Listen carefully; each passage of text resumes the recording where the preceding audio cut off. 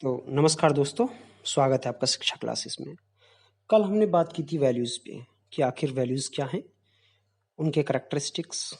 Values static होती हैं या डायनामिक होती हैं, सब्जेक्टिव होती हैं या ऑब्जेक्टिव होती हैं। इन सब बातों पे हमने चर्चा कर ली थी और लास्ट में चलते चलते हमने उनका वर्गीकरण भी किया था। उसके विभिन्न आधार थे, अलग अलग आधारों से हमने उनका वर्गीकरण भी किया था और हमने प्रतिमान नॉर्म्स और नैतिक वैल्यूज़ के बीच में मतलब डिफरेंस भी किया था कि नॉर्म्स क्या होते हैं और वैल्यूज़ क्या होती हैं। वैल्यूज़ जैसे सम्मान, और सम्मान की अभिव्यक्ति क्या कहलाती है, नॉर्म्स कहलाती है। और हमने देखा था कि हायरार्की देखी थी उन सब की कि कोई भी वैल्यू को हमें किस स्तर पे रखना है, उसको किसको मतलब सबसे ज़्यादा महत्व देना है, वो सब हमने सीख लिया था। तो आज हम बात करेंगे इसके आगे कि मूल्यों को किस तरीके से सीखा जाता है या उनका विकास होता है। लेकिन उस पे चलने से पहले हम कुछ एथिक्स की 2-4 फिलॉसफी की डेफिनेशंस हैं।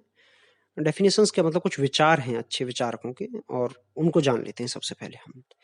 देखिए, 3 चीज़ें होती हैं सबसे पहले। एक होता है डीओंटोलॉजी, दूसरी है टेलियोलॉजी और तीसरा है विर्च्यू। विर्च्यू होता है सद्गुण। ठीक है? इसको हम बाद में बात करेंगे, पहले इन 2 के बीच में डिफरेंस कर लेते हैं। एक होती है डीओंटोलॉजी, इसको हिंदी में कहते हैं परिणाम निरपेक्षवाद या नियमवाद, कर्तव्यवाद। ठीक है?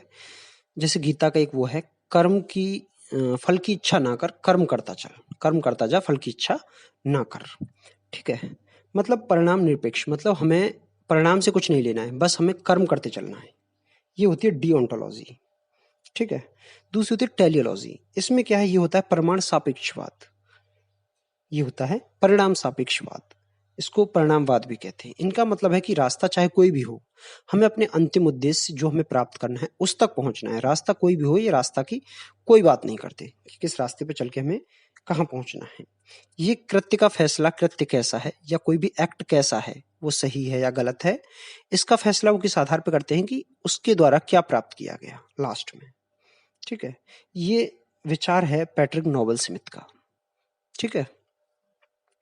अब देखिए, किसी भी समाज में मतलब मान के चलिए 100 लोग हैं, इस समाज को ही ले लीजिए। इसमें क्या होता है कि देखिए 25% जो लोग होते हैं, वो होते हैं बौद्धिक स्तर पे बहुत ही नीचे, और करीब 50% जो आबादी है वो होती है एक सामान्य बौद्धिक स्तर होता है, और 25% लोगों का आईक्यू लेवल बहुत ही उच्च स्तर का होता है। ठीक है? ये जो 25% वाले जो लोग हैं ना, जो बौद्धिक स्तर पे बहुत ही उच्च होते हैं, जो हर चीज़ में सोच सकते हैं, मतलब हर समय सोचेंगे, हर चीज़ पे इन्हें तर्क करना है, ये होते हैं टेलियोलॉजी वाले। और ये 50 और 25% जो नीचे के बच्चे बचे, ये होते हैं डिओन्टोलॉजिस्ट। समझ रहे हो? कहने का मतलब ये है कि देखिए, ये डिओन्टोलॉजी वाले जो हैं, इनके लिए क्या है कि इनके लिए एक रास्ता बना देना, ये इतना इनके पास आईक्यू लेवल नहीं होता कि ये सोच पाएँ किसी भी चीज़ के बारे में। हर चीज़ के बारे में अपने विचार नहीं रख सकते। ठीक है? ये हर चीज़ और सोचना एक कठिन प्रक्रिया भी है कि क्या सही है, क्या गलत है, तो ये हर चीज़ के बारे में नहीं सोच सकते। ठीक है? तो इनके लिए जो बेटर है, जो सही रास्ता है, वो डिओन्टोलॉजी है। और जो अच्छे विचारक हैं, जो मतलब हर बात पे तर्क करते हैं, वो है उनके लिए है टेलियोलॉजी, जो हमेशा से किसी व्यवस्था के नियम आदि बनाते हैं, वो इसमें आते हैं टेलियोलॉजी में। ठीक है? तो ये क्या होता है, मान के चलो कि डिओन्टोलॉजी वाले, मैंने बताया था कि कर्म करता जा, फल की इच्छा ना कर। ठीक है? जैसे मान के चलो कि कोई इंसान है जो धार्मिक प्रवृत्ति का है, सोमवार को व्रत रखता है, मंगल को हनुमान जी का व्रत रखता है। मान के चलो अगले दिन भी कुछ ऐसा त्योहार या कुछ कैलेंडर के हिसाब से कोई ऐसी तिथि आ गई कि उस दिन भी उसको व्रत रखना है, लेकिन उसकी तबीयत खराब हो गई। ठीक है? वो गया डॉक्टर के पास, तो डॉक्टर ने बोला कि आपको ये खाना पड़ेगा, नहीं तो आप स्वर्ग सिधार सकते हैं। अब कि वो इंसान क्या करेगा? एक डिओन्टोलॉजी है, वो अपने उसूल का पक्का है बहुत ज़्यादा, मतलब कि समझ रहे हो? इन लोगों के लिए मतलब जो रास्ता इन्होंने चुन लिया, मतलब उसी पे रहेंगे, कट्टर हो जाते हैं एकदम, एक तरीके से कि नहीं छोड़ेंगे। वो इंसान क्या, अरे नहीं, नहीं, कैसे भी नहीं छोड़ सकता, माता रानी का व्रत है मेरा और मैं ज़रूर रखूँगा, उसमें क्या है, ऊपर पहुँच गए, लग गए, डॉक्टर ने बोला था कुछ खा लो। लेकिन वहीं पे एक समझदार व्यक्ति होगा, वो छोड़ेगा, ठीक है भाई, व्रत सब बाद की चीज़ें हैं, पहले तो जीवन है ना ज़रूरी। तो उसूल वाले जो व्यक्ति होते हैं, बहुत ज़्यादा उसूलों को मानने वाले, उस इंसान को कहीं न कहीं वो मूर्ख भी कह होते हैं। मूर्ख भी कहा जाता है उनको समाज में नहीं एक्चुअली, पर मूर्खता है इस तरीके से हार्ड एंड फास्ट रूल बनाना जीवन में। जैसे मान के चलो किसी इंसान ने सुबह 5 बजे उठने का नियम बना रखा है भाई, और कहीं पार्टी में गया, लगातार 2 दिन से पार्टी या 3 दिन से पार्टी जा रहा है, रात को 2-2 3-3 बजे लौट के आ रहा है, लेकिन कुछ भी हो जाए जगना 5 बजे ही है। पता चला कुछ ऐसा हो गया, और ये ऐसी ही घटना एक अमेरिका में हुई थी। कोई भारतीय मूल का एक अच्छी कंपनी में कोई सीईओ टाइप का था, तो वही बस उसूलों के बहुत पक्के थे साहब, जल्दी उठ गए। 2-4 दिन से पार्टियां कर रहे थे तो उनको मौत हो गई इसी तरीके से। तो वही है, कहने का मतलब ये नियम के पक्के होते हैं, मतलब कर्म करता जा, कर्म करना है मतलब इनको, चाहे कुछ भी हो जाए, उसूलों को नहीं तोड़ना है। ये होते हैं डिओन्टोलॉजी। इनमें मतलब जो सोचने विचारने की शक्ति नहीं है, मतलब इतना ज्यादा सोच विचार सकते ही नहीं है कि क्या सही है क्या गलत है, तो उनके लिए रास्ता ठीक है। 75% लोग समाज जो विश्व में है उनके लिए डिओन्टोलॉजी का रास्ता एकदम सही है। लेकिन टेलियोलॉजी की बात करें तो हर हर हर वैल्यू का निर्धारण, हर चीज का निर्धारण वो तर्क के आधार पर करते हैं। तो देखिए डिओन्टोलॉजी के बहुत बड़े समर्थक हैं आपके कांट, जो कि जर्मन के एक फिलोसफर थे। उन्होंने बहुत ही शानदार तरीके से डिओन्टोलॉजी को समझाया है। और कहीं ना कहीं देखिए इन पे जो प्रभाव है, जो गीता है ना, गीता का प्रभाव भी सबसे ज्यादा इन पे देखा गया है, मतलब गीता का ही प्रभाव था। कहने का मतलब इनके विचारों में और गीता के विचारों में काफी समानताएं देखी गई हैं। क्योंकि ऐसा भी माना जाता है कि करीब 18वीं सेंचुरी में जब कांट ने अपना दर्शन दिया था, जो कि डियोंटोलॉजी के बिल्कुल पास है, मतलब डियोंटोलॉजी को ही डिफाइन किया था एक तरीके से, अपनी जब दूसरी बुक लिख रहे थे उसके ऊपर, तो उन पे कहीं ना कहीं एशियाटिक सोसाइटी जो भारत में, भारतीय जो बुक थी, किताबें थी, गीता वगैरह, मनुस्मृति वगैरह, उनका अंग्रेजी में अनुवाद और जर्मन में अनुवाद कर चुकी थी वो सारी की सारी। और इस चीज के साक्ष्य भी मौजूद हैं कि आपके जो कांट महोदय थे, इनका लगाव, इनका जो जुड़ाव था वो एशियाटिक सोसाइटी से शुरू से ही रहा था।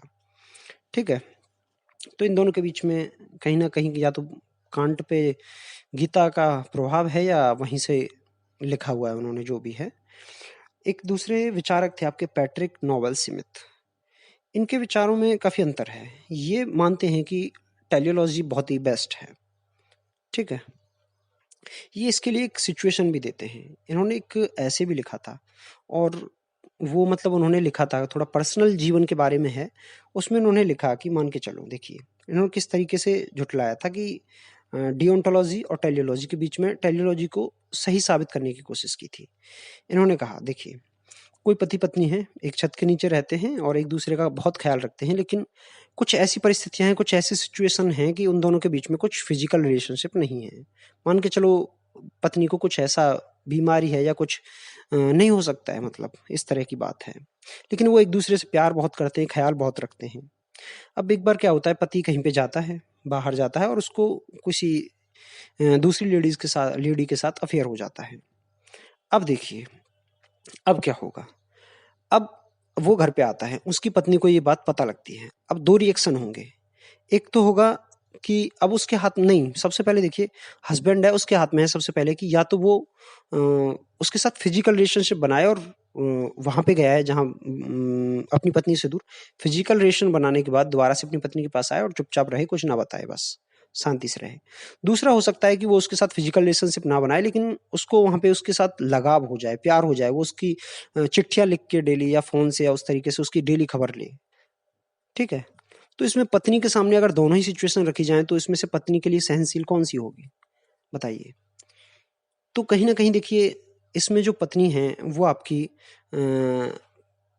इस चीज को स्वीकार एक पल के लिए कर सकती है कि चलो ठीक है, एक बार तुम गए और वहां पे आपका फिजिकल लव जो भी था वो हुआ, उस चीज को भुला सकती है। लेकिन अगर आप डेली उसके साथ बातें करोगे, डेली उसके हालचाल पूछोगे, ये करोगे, मतलब इमोशनल लव, अगर आपकी इमोशनल अटैचमेंट, इमोशनल लव को वो सहन शायद ही कर पाए। अब देखिए, दैहिक संबंध बनाना कहीं ना कहीं आपका जो डिओन्टोलॉजिस्ट है, जो बाइबल और जो गीता वाला तरीका है, वो कहीं ना कहीं गलत है। वो उसको बिल्कुल भी स्वीकार नहीं कर सकते कि आप किसी के साथ फिजिकल लव अटैच करें। हाँ, वो उसको स्वीकृति दे सकते हैं कि ठीक है आप बात करो, ये है डिओन्टोलॉजी। ठीक है, और लेकिन टेलियोलॉजी को देखें तो वो क्या कहेगा, वो किस चीज को स्वीकार करेगा, बताइए। वो इस बात को स्वीकार करेगा कि देखिए लंबा रिश्ता कब तक चलेगा। एक बार का जो फिजिकल लव था ठीक है, वहां से आ गए, लेकिन वहां से आने के बाद आपने नहीं बताया, भूल गए, सब कुछ ठीक है, क्योंकि अंतिम उद्देश्य क्या है? सुख प्राप्ति ना। समझ रहे हो? अंतिम उद्देश्य आपका सुख प्राप्ति है। आप वहां पे जाके आपने जो कृत्य किया ठीक है, लेकिन आपने अपनी पत्नी को नहीं बताया, और ना ही आप उसको डेली फोन करके या चिट्ठियां लिख के परेशान कर रहे हो। क्यों? क्योंकि डेली अगर ऐसा आप करोगे तो घर में कहीं ना कहीं चिक झिक झिक रहेगी ना, तो पत्नी उसको सहन भी नहीं कर पाएगी कि क्यों तुम उसकी डेली खबर लेते हो। तो इमोशनल लव को वो नहीं शायद सहन कर पाए, एक बार के लिए फिजिकल लव को भूल जाए कि हाँ ठीक है, आपसे मिस्टेक हुई, चलो इस बात को छोड़ देते हैं, आगे बढ़ते हैं जीवन में। ये टेलियोलॉजी वाला इंसान ये मान सकता है। क्यों? क्योंकि अंतिम उद्देश्य तो सुख प्राप्ति है ना, सुख प्राप्ति, क्योंकि यहाँ पे भी उसको सुखी रहना है ना, तो लड़ाई करने से, झगड़ा करने से कोई फायदा नहीं है। ठीक है, तो ऐसी परिस्थिति में देखें तो एक बार का फिजिकल लव ठीक है, कहीं ना कहीं डेली किसी को परेशान करने से तुम्हारी बीवी को, वाइफ को वो बात डेली चुभेगी। ठीक है, तो ये टेलियोलॉजी वाले लोगों का ये मानना है, और ये बौद्धिक स्तर के लोग होते हैं जिनका बौद्धिक स्तर बहुत उच्च होता है, ये वो लोग होते हैं। ठीक है, अब दोनों का मिश्रण होता है तो प्रॉब्लम कहाँ आती है? प्रॉब्लम ये आती है कि दुनिया का जो बौद्धिक स्तर है, पूरी दुनिया का जो आईक्यू लेवल है, उसमें 70 से 75% लोग मतलब बिलो, मतलब सॉरी, इसमें आते हैं, डिओन्टोलॉजी में आते हैं। समझ रहे हो ना आप? ये टेलियोलॉजी और डिओन्टोलॉजी मेरे हिसाब से एग्जाम्पल के माध्यम से साफ पता लगे। देखिए डिओन्टोलॉजी आपका क्या कह रहा है? डिओन्टोलॉजी कह रहा है कि नियम होना चाहिए हर चीज का। टेलियोलॉजी कह रहा है नहीं, हम तो हर चीज पे तर्क करेंगे और आप लास्ट में क्या परिणाम हो रहा है उस बात से डिसाइड करेंगे। ठीक है, अब जैसे आज के समाज में भी मॉब लिंचिंग और ये धार्मिक कट्टरता, ऐसी जैसी चीजें देखने को मिल रही हैं, तो बहुत ही काफी शर्मसार है। इससे साफ जाहिर होता है कि कहीं ना कहीं दुनिया का आईक्यू लेवल अभी भी मतलब उच्च स्तर का नहीं है। अगर ऐसी घटनाएं तो साफ दिखता है। तो ऐसे लोगों के लिए नियम बना दिया जाए, समझना बात को। तो अगर बौद्धिक स्तर लोगों का इतना नहीं है कि हर चीज में वो सोच सकें क्या अच्छा है क्या बुरा है, जैसे वो पति पत्नी थे, उन्होंने सोचा उस तरीके से क्या अच्छा है क्या बुरा है, अगर वो ऐसा नहीं सोच सकते तो बेटर यही है कि उन लोगों के लिए नियम बना दिए जाएं ताकि उनको फॉलो करें। ठीक है, और जो व्यक्ति सोच सकते हैं, समझ रहे हो, जो व्यक्ति अच्छे से सोच सकते हैं क्या सही है क्या गलत है, उनको स्वतंत्र छोड़ दिया जाए, उनके विचारों को बहने दें। क्योंकि अगर हर इंसान सोचने लग गया तो कहीं ना कहीं फिर भी तो प्रॉब्लम क्रिएट हो जाएगी ना, क्योंकि हर किसी के पास इतना बौद्धिक स्तर है ही नहीं कि वो डिसीजन इतना सटीक ले सके। ठीक है, तो इन 75% लोगों को तो हम नैतिकता के आधार पे इनको स्वतंत्र नहीं कर सकते, इनके लिए नियम बनाना जरूरी है। अब मान के चलो कोई भिखारी है, ठीक है, भिखारी आया कोई आपसे पैसे मांगता है। अब इसमें क्या कंडीशन होंगी? या तो आप पैसा तुरंत देंगे, या पैसा तुरंत दे देंगे, ठीक है आप हर भिखारी को पैसा देते हैं आप, या फिर भिखारी को पैसा नहीं देंगे। क्लियर है ना आपके मन में? ये डिओन्टोलॉजी है। लेकिन अगर आप पूरी तरीके से टेलियोलॉजिक हो जाए तो आपको विचार करना है, सोचना है हर चीज में। अब आप क्या करेंगे? फिर सोचेंगे। ठीक है, आप फिर से सोचेंगे भाई कि क्या पैसा देना चाहिए, पैसे का क्या करेगा, ये कितना पढ़ा हुआ है, आप उससे जांच पड़ताल करें कहाँ से बिलोंग करते हो, कितने पढ़े लिखे हो, ये सब। तो हर बात पे तो इंसान नहीं सोच सकता ना, तो कुछ चीजों में नियम बन जाए तो वही ज्यादा बेटर है। समझ रहे हो? डिओन्टोलॉजी अगर कुछ नियम, कुछ चीजें कुछ ऐसी हैं जिनके लिए नियम बन जाए तो ज्यादा बेटर है, जिनके मतलब अवधारणा एकदम क्लियर हो जाए, हर चीज पे सोच विचार ना करना पड़े। ठीक है, ठीक है। तो कहने का मतलब यह है कि जो निचले 50% और 25% जो व्यक्ति हैं, इनके लिए डिओन्टोलॉजी के अनुसार नियम बना दूं, मतलब कि फल की इच्छा ना करें, कर्म करते जाएं, मतलब कर्म करें बस, यही वो बना दें। और उन 25% जो बौद्धिक स्तर के लोग हैं उनके लिए टेलियोलॉजी बेटर है। जैसे और एक दो एग्जाम्पल के माध्यम से इस चीज को समझ लेते हैं। देखिए बकरीद पे एक इंसान मौलवी साहब, सॉरी, बकरीद पे एक मुस्लिम समाज के कोई मौलवी, सॉरी दोस्तों, बकरीद का हाँ, फेस्टिवल था, तो उस पे एक बकरा कट रहा था। तो किसी ने पूछा कि आप ये बकरा क्यों काट रहे हो? तो उस बंदे ने मतलब बड़ा ही सटीक जवाब दिया। उसने कहा कि अल्लाह ताला की मर्जी है इसमें। उनके इससे क्या मतलब है कि आपको पाप मिलेगा मेरा? कि नहीं, हम इतना नहीं सोच। तो बंदा मतलब जो है, जो काट रहा था, वो जवाब देता है कि हम इतना नहीं सोच सकते, हमें अल्लाह ताला ने कहा है इसलिए हम काट रहे हैं। तो बस तर्क नहीं कर सकता ना हर इंसान, कहने का मतलब यही था। हर इंसान तर्क नहीं कर सकता। उनको जो रास्ता दिखा दिया है वो उसी पे चले जा रहे हैं। ठीक। उसी तरीके का एक दूसरा एग्जाम्पल है, देखिए दयानंद सरस्वती एक बार ऐसे ही किसी मंदिर में गए हुए थे। उन्होंने क्या किया कि उन्होंने देखा कि एक चूहा है जो वहां पे लड्डू पड़ा हुआ है गणेश जी के सामने, उसको खा रहा है, गणेश जी की मूर्ति के सामने से लड्डू को। तो उनके मन में वहीं से विचार आ गया। क्या विचार आया? उनके मन में विचार आया कि ये जिसके लोग पागल हो रहे हैं, इतनी पूजा कर रहे हैं, जब वो अपनी सुरक्षा एक चूहा से नहीं कर पा रहा है, अपने खाने को नहीं बचा पा रहा है कि उसके भोजन को वहां से उठा के ले जाए, तो उस दुनिया की क्या रक्षा करेंगे, क्या बढ़ाएंगे? और यहीं से देखिए दयानंद सरस्वती के मन में विचार आ गया और उन्होंने इसी से जो है आपका आर्य समाज की स्थापना कर दी। ठीक है। तो तर्क करना भी मतलब हर किसी के बस की बात नहीं है।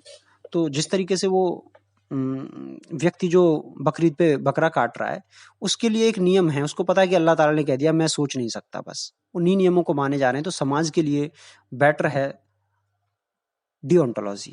लेकिन बौद्धिक स्तर के लोग जो जेएनयू में पाए जाते हैं, जो अमेरिका के हार्वर्ड में पाए जाते हैं, उनके लिए है टेलियोलॉजी, ताकि व्यवस्था एक तर्क कर सके, व्यवस्था के साथ व्यवस्था संतुलित रूप से चलती रहे। तो दोस्तों चलते हैं अगले टॉपिक पर। अगला टॉपिक है देखिए मूल्यों का आंतरीकरण। मूल्यों को मतलब अपने अंदर समाहित कैसे किया जाता है, मतलब बच्चे में या किसी भी व्यक्ति में मूल्य किस तरीके से विकसित होते हैं। तो सबसे पहले आता है इसका हम प्रॉपर मीनिंग है जिसका आत्मसातीकरण कह सकते हैं, इसको आंतरीकरण भी कह सकते हैं। इंग्लिश में इनकल्केशन, इंटरनलाइजेशन और एसिमिलेशन कहा जाता है। ठीक है। देखिए इसमें 3 चीजों की मुख्य भूमिका होती है। सबसे पहली भूमिका आपके परिवार की है, दूसरी आपकी शिक्षा संस्था और तीसरी भूमिका आपके समाज की है। अब हम तीनों की भूमिका को देखेंगे कि किस उम्र में, किस समय और किस तरीके से तथा कौन कौन से मूल्य और किसका कितना प्रभाव होता है, इनको तीनों के संदर्भ में हम देखेंगे। तो सबसे पहले हम देखते हैं परिवार की क्या भूमिका होती है। तो उसी फॉर्मेट में देखते हैं हम। देखिए किस समय में होती है। तो देखिए सबसे पहले बच्चा जो होता है 0 से 6 महीने का जब होता है, जब पैदा होता है, उसके बाद जब 6 महीने का होता है तो उसकी स्टेज होती है सेल्फ स्टेज। तब तक वो बच्चा कोई रेस्पॉन्स नहीं करता खास, मतलब वो उसकी जो इंस्टिंक्ट होती है उनके आधार पर ही कार्य करता है। जब 6 महीने का हो जाता है, 6 महीने से लेके 3 साल तक बच्चे पे सारा का सारा संपूर्ण जो प्रभाव होता है, कंप्लीट प्रभाव बच्चे पे परिवार का होता है। परिवार के बारे में देख रहे हैं ना हम सबसे पहले कि परिवार का क्या प्रभाव पड़ता है। 0 पैदा हुआ, उससे 6 महीने तक वो अपने सेल्फ उसमें रहता है। ठीक है। 6 महीने से लेके 3 साल तक बच्चे पे सारा का सारा प्रभाव उसके परिवार का पड़ता है। पूरा 100% प्रभाव उसी का पड़ता है। घर वालों का देखा होगा, बच्चा छोटा होता है, देखा होगा, घर में रहता है, माँ पापा की तरह बिल्कुल एक्ट करता है जैसे उसके पापा ऑफिस जाते हैं। कभी बैग लेके चल देगा ऐसी तरीके से। मम्मी खाना बनाती हैं तो मम्मी की तरह मम्मी की हेल्प करने लग जाएगा कि ऐसे बनाओ वैसे बनो, इस तरीके से मम्मी की तरह एक्टिविटी करेगा। ठीक है। तो पूरा संपूर्ण प्रभाव परिवार का होता है। 3 से 12 साल का जब हो जाता है तो उस पर परिवार प्लस विद्यालय का असर होता है। ठीक है। लेकिन परिवार का प्रभाव ज्यादा होता है और ये उम्र बहुत ही महत्वपूर्ण होती है, देखो। ठीक है। उसके बाद आती है 13 से लेके 19 साल। इस उम्र में जो प्रभाव होता है, इसमें क्या होता है, बच्चे को ना घर वाले, एक बच्चा पहले तो आतंकवादी किस्म का हो जाता है इसमें, बिल्कुल भी घर वालों की सुनता ही नहीं। उसको घर वाले तो एकदम मतलब दुश्मन नजर आते हैं। सबसे ज्यादा प्रभाव होता है इसमें पीयर ग्रुप का, जो गैंग होता है बाहर, जो उसका जो फ्रेंड्स होते हैं उनका सबसे ज्यादा प्रभाव होता है उसके ऊपर। तो इस उम्र में फ्रेंड सर्कल अच्छा हो, ये बात होनी बहुत जरूरी है। फ्रेंड सर्कल का सबसे ज्यादा प्रभाव 12 से 19 साल की उम्र में होता है। ये सिर्फ मैं नहीं कह रहा, ये मनोवैज्ञानिकों ने इस पे रिसर्च की है। बच्चा किस तरीके से किस उम्र में बिहेव करता है, उसके प्रभाव किसका रहता है सबसे ज्यादा। और 19-20 के बाद तो फिर टीनेज निकल जाती है तो व्यावसायिक शिक्षा लेना शुरू कर देता है। तो बहुत ही मुश्किल होता है कि उसमें किसी वैल्यू का विकास हो, नई वैल्यूज का विकास हो पाना उसके बाद बहुत मुश्किल होता है। ठीक है। तो परिवार का प्रभाव सबसे ज्यादा कब पड़ता है? एक तो 6 महीने से लेके 3 साल में सबसे संपूर्ण प्रभाव होता है। फिर आपका 3 से लेके 12 की उम्र में ज्यादा प्रभाव, मतलब विद्यालय और परिवार का प्रभाव दोनों का रहता है, लेकिन परिवार का प्रभाव बच्चे पर ज्यादा पड़ता है। ये तो थी उम्र की बात। ठीक है। उसके बाद में फिर 13 से 19 तो पीयर ग्रुप मैंने बताया, उसी का प्रभाव पड़ता है। देखिए आपने देखा होगा पुरानी फ़िल्मों में दिखाते थे कि अपराधी जो बनता था, उसके साथ बचपन में कुछ घटना इस तरह की होती थी और बड़ा होके वो अपराधी बन जाता था। और हमारी न्याय व्यवस्था का भी मानना यही है कि उसकी परवरिश के हिसाब से डिसाइड किया जाता है कि उसकी परवरिश किस तरीके से हुई है और कोई अपराध कर रहा है तो वो उसका उससे क्या लिंक है, ठीक है? वहीं पे एक मनोवैज्ञानिक थे जॉन बॉल्बी, उन्होंने इस पे रिसर्च की। उन्होंने कहा कि उन्होंने एक प्रक्रिया है रेसिडिविज़्म, ठीक है? उन्होंने इस बात पे अध्ययन किया कि जो बार-बार बच्चे हैं जो या लोग हैं जो बार-बार जेल आते रहते हैं, मतलब अपराध किया फिर जेल आए, फिर छूट गए, फिर कुछ दिन बाद कोई अपराध कर दिया, तो उनके ऊपर रिसर्च की। तो उन्होंने पाया, जो जॉन बॉल्बी हैं, उन्होंने पाया कि अपराधी बनने की जो संभावना है वो उन बच्चों में ज़्यादा है जिन बच्चों को माँ का प्यार नसीब नहीं होता, ठीक है? ये देखा होगा तुमने। और माँ का प्यार किन बच्चों को ज़्यादा नसीब नहीं होता? माँ का प्यार गरीब बच्चों को कम नसीब होता है। क्यों? क्योंकि देखो, शहरी एक एग्ज़ाम्पल लो, शहरी परिवेश में घर में बाई होती हैं, ठीक है? अब वो बाई कौन होती है? एक तो उम्र उसकी, जो हर कोई देखो बुजुर्ग को तो नहीं रखता। बाई का काम क्या होता है? बच्चे को सँभालना, घर के अन्य कार्य करना। उसकी बाई की उम्र भी करीब-करीब 20 से 35 के बीच की रहती है और उसका भी कोई ना कोई बच्चा होता है, जिसको वो छोड़ के घर पे आई हुई, घर घर पे अपने घर पे छोड़ के, जहाँ पे वो झोंपड़ी-झुग्गी जिधर भी रहती है, आई होती है और उस अच्छे घर में वो करती है। अब क्या होता है, उसका जो बच्चा है उसको माँ का प्यार नहीं नसीब होता और उस बाई का जो आपके घर में, उसके घर में काम कर रही है और उस बच्चे को जो वो कर रही है, उस बच्चे को 2-2 माँ का प्यार मिलता है, ठीक है? तो उसमें अपराधी होने की प्रवृत्ति ज़्यादा होती है और उस बच्चे को जिस गरीब की माँ का प्यार छीना गया है, उस बच्चे में कहीं न कहीं आपराधिक प्रवृत्ति ज़्यादा होती है। इसीलिए गरीब लोग, झोंपड़ी-झुग्गी में रहने वाले लोगों में आपराधिक प्रवृत्ति ज़्यादा होती है। जॉन बॉल्बी का ये निष्कर्ष है। देखिए, गांधी जी का भी मानना यही था। उनके ऊपर सबसे ज़्यादा प्रभाव उनकी माँ का था, क्योंकि माँ उनकी बचपन में माँ के साथ बहुत ज़्यादा लगाव था और माँ उसके बाद वो दूसरा जो बताते हैं वो प्रभाव था गीता का, ठीक है? और माँ उनको बचपन से ही गीता की कहानियाँ सुनाया करती थी, गीता पढ़-पढ़ के सुनाती थी, तो उसका प्रभाव उन पे बहुत ज़्यादा था।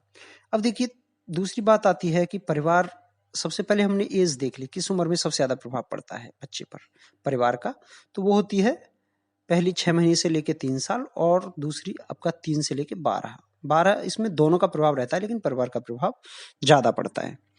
अब आता है तरीका, बेस्ट तरीका क्या है बच्चों पर वैल्यूज़ डेवलप करने का? देखिए, 2 तरीके होते हैं, एक तो होता है प्रत्यक्ष, एक होता है परोक्ष, एक डायरेक्ट और एक इनडायरेक्ट। प्रत्यक्ष तरीका एक बहुत ही खराब, वाहियात तरीका है। इसमें क्या होता है, परिवार वाले बच्चे को निर्देश देते हैं या टोका-टाकी करते हैं, ऐसा करना चाहिए, ऐसा नहीं करना चाहिए, ये कर, वो कर। क्योंकि आप अपने हिसाब से अब बच्चा है, बच्चा क्या किससे सीखता है? बच्चा सीखता है परोक्ष से, आचरण से। बच्चे को जो निर्देश देना, ये टोका-टोकी होती है ना, ये सब बच्चे को लगता है अपनी स्वतंत्रता पे हमला। और बच्चा कहीं न कहीं विद्रोही स्वभाव का हो जाता है। जब टोका-टाकी करते हैं या निर्देश देते हैं बच्चों को, या डायरेक्शंस देते हैं कि ऐसा कर, वैसा मत कर, तो बच्चे को लगता है कि उसके कहीं न कहीं उसकी जो आज़ादी है, उस पे हमला हो रहा है, ठीक है ना? और इस पे ब बच्चा गलत रास्ता पकड़ लेता है और कोई भी वैल्यू इस तरीके से डेवलप नहीं की जा सकती, कोई आचरण इस तरीके से बच्चे को नहीं सिखाया जा सकता। दूसरा जो तरीका है वो है परोक्ष तरीका, इनडायरेक्ट तरीका। इसमें क्या है, आचरण। इसमें बच्चे को आचरण के माध्यम से बहुत अच्छे से सिखाया जा सकता है। जॉन बॉन्डुरा एक मनोवैज्ञानिक हैं, एक दार्शनिक हैं। उन्होंने इस बात को प्रूव भी करके दिखाया। उनके अनुसार देखिए, बचपन में जब बच्चा छोटा होता है, तो घर में आपने देखा होगा, बच्चा, हम जो बच्चे को कहते हैं, वो करता है या हम जो करते हैं उसको देख के वो करता है? बच्चा जो हम कहेंगे वो बिल्कुल नहीं करता है। बच्चा वही करता है जो हमें वो देखता है। जैसे मान के चलो कोई पेरेंट्स हैं, उनके पिताजी जैसे वर्किंग हैं और वो बैग लेके सुबह-सुबह ऑफ़िस जाते हैं, तो बच्चा भी क्या करता है, सुबह उठ के पापा की तरह तैयार होगा, जल्दी से छोटा बैग उठाएगा और ऑफ़िस के लिए रवाना हो जाएगा। मतलब सॉरी, दिखाएगा कि मम्मी मैं भी ऑफ़िस जा रहा हूँ। इसी तरीके से मम्मी किचन में काम कर रही हैं, ऐसे ही तो वो भी किचन में काम करेगा। पापा जैसे टीवी लगा के या बुक लेके बैठ जाते हैं, तो बच्चा भी आदत वही होगी, बुक लेके बैठ जाएगा पापा की तरह या मम्मी की तरह, जो भी मम्मी काम करेंगी। घर में झाड़ू पोंछा कर रही हैं, तो वो झाड़ू उठा के चलेगा और मम्मी की तरह झाड़ू पोंछा करेगा। तो बच्चा निर्देश देने या सिखाने से नहीं सीखता, बच्चा सीखता है आचरण को देखने से, ठीक है? तो बच्चे को करके दिखाना आचरण के माध्यम से सिखाना बेस्ट थिंग है। तो सबसे पहले अपने आचरण को सही करना होगा अगर बच्चों को सही क्वालिटीज़ डेवलप करनी है। अगर आप मान के चलो घर में गालियाँ दे रहे हो, तो सीधी-सी बात है बच्चा गालियाँ देगा ही, ठीक है ना? बच्चा तो गालियाँ देगा। अगर आप घर में गलत तरीके से बिहेव कर रहे हो दूसरे के साथ, तो बच्चा बड़ा होके वही करेगा। ये एग्ज़ैक्ट सही बात है। क्यों? मान के चलो गाली के पीछे मनोविज्ञान मानो। बचपन में बच्चा देख रहा है, पिताजी कुछ कह रहे हैं, तो परिवार में कुछ लोग हैं उन्होंने नहीं सुनी किसी ने, पिताजी या कोई भी कुछ कह रहा है या चाचा-ताऊ, तो किसी ने नहीं सुनी। लेकिन उसने ऐसे कुछ अच्छे-अच्छे शब्द कहे, मुँह से गालियाँ दी मतलब कि सभी लोग उसकी तरफ देखने लग गए और उस बात को सुना सभी ने। अब बच्चा भी ऐसे ही है, बुला रहा है, नहीं सुन रहा। लेकिन उसने देखा कि चाचा ने ऐसा कुछ कहा था कि सभी लोग एकदम से देख रहे हैं, वो वही शब्द बोलेगा और सभी लोग एकदम से उसकी तरफ देखने लग जाएँगे। अरे वाह! ये बच्चा तो बड़ा खतरनाक है यार, गाली देता है, ऐसा मत करो, ऐसा मत करो। तो वो रोकने से नहीं रुकेगा, आचरण को सुधारो, उससे बच्चा सुधरता है। तो इसी को दूसरे शब्दों में क्लासिकल कंडीशनिंग भी कहते हैं। जिस तरीके से तुम उसके साथ आचरण करोगे, बच्चा भी उसी तरीके से बिहेव करेगा। अब तीसरी बात आती है कि परिवार के माध्यम से कौन से मूल्य हैं जो बचपन में डेवलप करने चाहिए। देखिए ऐसे बहुत सारे मूल्य हैं जैसे शेयरिंग, केयरिंग, सम्मान, विनम्रता, इन सब मूल्यों को बचपन में ही बच्चे में डाल देना चाहिए। अब देखिए प्रभाव की बात करें तो परिवार का प्रभाव इस उम्र में सबसे ज़्यादा है। अब अरे सॉरी, थोड़ा इंटरप्ट हो गया था। तो अब देखिए 2 तरीके के मूल्य हैं जैसे अच्छे मूल्य और बुरे मूल्य इसी में। अब बच्चा घर में जैसे मूल्य मिलेंगे ऐसे ही सीखेगा, ठीक है? अगर किसी के घर में कट्टरता है, जाति प्रथा है, रूढ़िवाद है, सांप्रदायिकता है, पूजा-पाठ है, तो बच्चे में उसी तरीके के विचार आना और वही डेवलप होगा उसके अंदर, ठीक है ना? सही है, तो फिर अगला है आपका देखें तो शिक्षण संस्थाओं की भूमिका क्या रहती है बच्चे को? हम उसी तरीके से देखते हैं, किस उम्र में रहती है। देखिए शिक्षण संस्थाएँ 2 तरह की हैं आपकी। एक प्राथमिक एजुकेशन जो 3 से 14 साल की होती है और दूसरा उच्च जो 15 के बाद आपको मिलती है, ठीक है? या तो 11th-12th या उसके बाद कॉलेज लाइफ़ जो हो जाती है। हाँ, देखिए जो प्राथमिक एजुकेशन होती है, जो 3 साल से लेके 14 साल की उम्र तक, ये आपका स्कूल बहुत ज़रूरी होता है। इसमें क्या होता है भूत मूल्य जो फाउंडेशनल वैल्यूज़ होती हैं ना, वो फाउंडेशन वैल्यूज़ को सिखाया जाता है इसमें। और उच्च और कौ उच्च शिक्षण संस्थान में पहुँचने के बाद तो बहुत कम चांसेस होते हैं कि बच्चे में किसी वैल्यू का डेवलप हो पाए या कोई उसके विचार बदल पाएँ। ये मोस्टली डिपेंड करता है आपकी प्राथमिक शिक्षा पर। यहाँ पे भी प्रभाव सबसे ज़्यादा 2 लोगों का होता है, टीचर्स का और दूसरा है पीयर ग्रुप का, जो आपका गैंग है। आपका गैंग कैसा है? अब देखिए स्कूल में 1-2 छठा बच्चा तो ऐसा आ ही जाता है कि उसका प्रभाव तो सब पे पड़ता ही है और वो कितने भी अच्छे ग्रुप में या कितने भी अच्छे स्कूल में डाल दो तो 1-2 बच्चा तो ऐसा मिल ही जाएगा। तो कहीं पे भी डाल लो, बच्चा गालियाँ सीखे ये सब तो सीखना है ही उसको, कहने का मतलब है। दूसरा टीचर्स, टीचर्स में भी 2 एक लेडीज़ और एक जेंट्स। लेडीज़ का प्रभाव बच्चे पे थोड़ा ज़्यादा पड़ता है, ठीक है? यही है। अब उच्च शिक्षण संस्थाओं की बात करें तो बहुत ही मुश्किल कंडीशन होती है कि बच्चों पर इसका प्रभाव पड़ता है। यहाँ पे वैल्यूज़ को बदल पाना बहुत ही मुश्किल होता है। अब एक एग्ज़ाम्पल के माध्यम से अगर हम देखें तो मान के चलो कि कोई बच्चा है जो किसी मदरसे से पढ़ा है, ठीक है? बदलती तो हैं मतलब कहने का मतलब ये है उच्च शिक्षण संस्थानों में वैल्यूज़ बदलती हैं तो हैं लेकिन बहुत ही एक्सट्रीम कंडीशन में। मतलब कुछ ऐसी घटना घटित हो या मतलब कुछ ऐसा हो जाए कि एकदम से पूरा परिवेश ही बदल जाए, तब जाके वो वैल्यूज़ बदलती हैं। तो पहला है सबसे पहले जैसे मान के चलो कोई मदरसे से पढ़ा हुआ बच्चा है। अब वो धार्मिक शिक्षा प्राप्त की है उसने यार और दूसरा बच्चा है मान के चलो वो संस्कृत विद्यालय से कहीं से पढ़ के आया है। अगर मदरसे वाला बच्चा कोई मौलवी बन जाए तो कोई परेशानी नहीं है, आसानी से वो सर्वाइव कर सकता है और किसी को ऐसे ही कॉलेज में किसी इस्लामिक स्टडीज़ के कॉलेज में उसको डाल दिया जाए तो उसको कोई परेशानी नहीं होगी।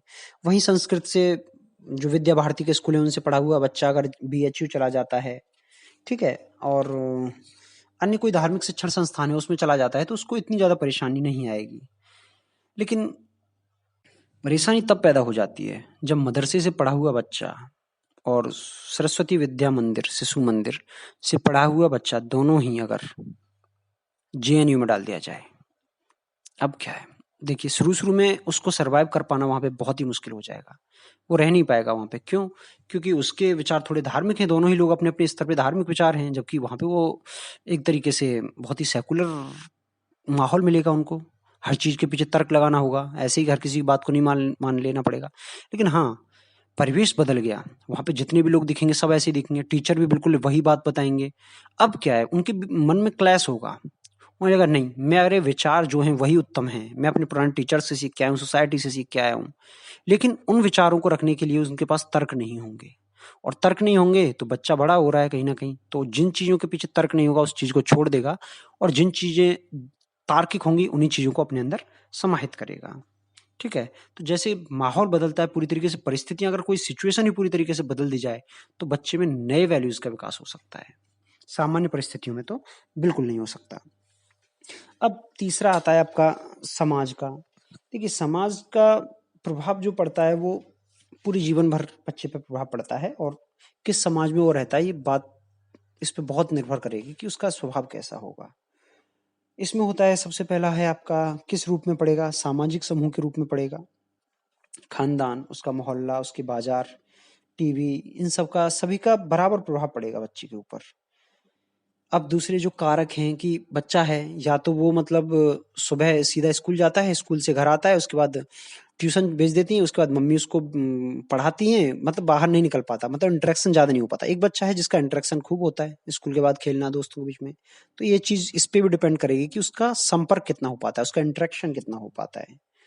दूसरा है कि उनके बीच में होने वाले संवाद की गुणवत्ता कैसी है, उनकी अंतःक्रिया कैसी है, उनके बीच में जो डायलॉग होता है, जो आस पड़ोस मोहल्ले के बीच में, वो कैसा होता है। जैसे कोई खराब सोसाइटी, मतलब खराब सोसाइटी से मतलब है कि कुछ ऐसी सोसाइटी में रहते हैं जहाँ पे लोग शराब पी के डेली शाम को ड्रामा करते हैं, गालियां देते हैं, लड़ाई झगड़े करते हैं, तो उस बच्चे पर प्रभाव थोड़ा गलत तरीके का पड़ेगा। लेकिन कुछ पढ़े समृद्धशाली अच्छे परिवार हैं, वहाँ पे लोग अच्छे से मतलब बैठते हैं, डायलॉग करते हैं, तो एक दूसरे मतलब अच्छी अच्छी बातें करते हैं, तो उस बच्चे के मन पे प्रभाव थोड़ा अच्छा पड़ेगा। ठीक है? तो इसमें भी 2 तरह की सोसाइटी है, एक होमोजीनियस सोसाइटी है, एक हेटेरोजीनियस सोसाइटी है। जैसे मान के चलो, अगर बच्चा किसी होमोजीनियस सोसाइटी में बड़ा हुआ, मान के चलो किसी गाँव में बड़ा हो रहा है, और उस गाँव के आस-पास दूर-दूर तक कोई मुस्लिम गाँव नहीं है, तो उसके विचार क्या है? उसकी जो वैल्यूज़ होंगी वो कैसी होंगी? ठीक है? उसकी जो वैल्यूज़ होंगी वो संकीर्ण वैल्यूज़ होंगी। समझ रहे हो ना? मतलब कि वो जो यूनिवर्सल वैल्यूज़ है उनको नहीं अपना पाएगा। जैसे यूनिवर्सल वैल्यूज़ कौन-सी है? यूनिवर्सल वैल्यूज़ हैं जैसे आपका सेकुलरिज़्म, जाति व्यवस्था को ना मानना। तो वो क्या है कि उसके अंदर जो वैल्यूज़ डेवलप होंगी ना, वो उसके अपने गाँव, अपने क्षेत्र के हिसाब से हो पाएँगी। लेकिन वहीं पे एक दूसरा बच्चा जो हेटेरोजीनियस सोसाइटी में, जहाँ पे पहला घर हिंदू का है, दूसरा मुस्लिम का है, तीसरा क्रिश्चियन का है, अलग-अलग जाति के लोग हैं, सभी मिल-जुल के रहते हैं, और वो घूमने भी जाता रहता है, अलग-अलग संस्कृतियों के साथ उसका इंटरेक्शन होता रहता है। तो उसमें कहीं न कहीं यूनिवर्सल वैल्यूज़ का समूहन ज़्यादा होगा। उसके अंदर यूनिवर्सल वैल्यूज़ ज़्यादा से ज़्यादा आएँगी। ठीक है? ये सारी चीज़ों का प्रभाव बच्चे पे पड़ेगा, ये सब समाज का प्रभाव है। तो दोस्तों, आज के लिए इतना ही, कल हम फिर देखेंगे। आज थोड़ा मैं बीच में थोड़ा-सा डिस्टर्ब हुआ था, तो उसके लिए मैं सॉरी